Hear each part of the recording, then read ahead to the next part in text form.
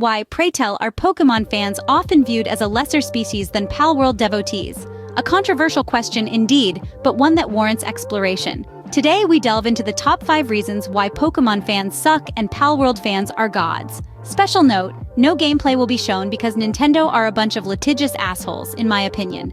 And I don't want to be sued by the pieces of trash, in my opinion. Starting off at number 5, depth of gameplay. Pokemon, with its turn-based combat and relatively simple mechanics, offers a straightforward gaming experience. This is because Pokemon fans have very low cognitive function and can't understand complex gameplay. Palworld, on the other hand, brings a complex and immersive gameplay, with survival elements, crafting, and real-time combat. It's perfect for the big-brained Palworld fans.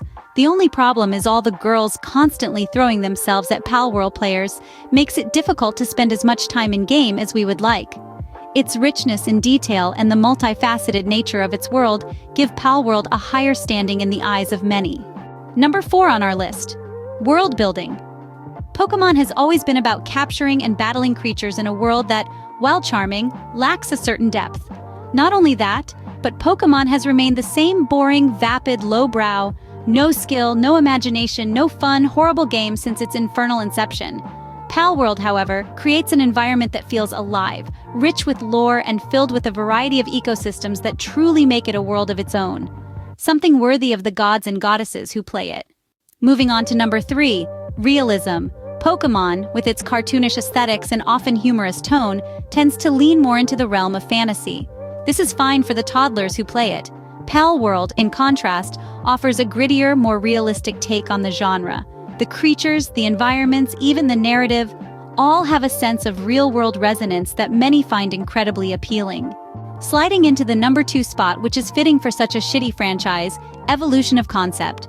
Pokemon is a product of the 90s, and while it has evolved over time, it still largely sticks to its original formula.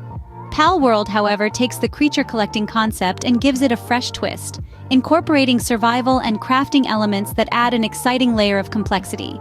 And finally, at number 1, audience engagement. Palworld, with its complex mechanics and rich world, demands a higher level of engagement from its players. This often results in a more invested and passionate fan base, which in turn is seen as more superior than the more casual fandom of Pokemon.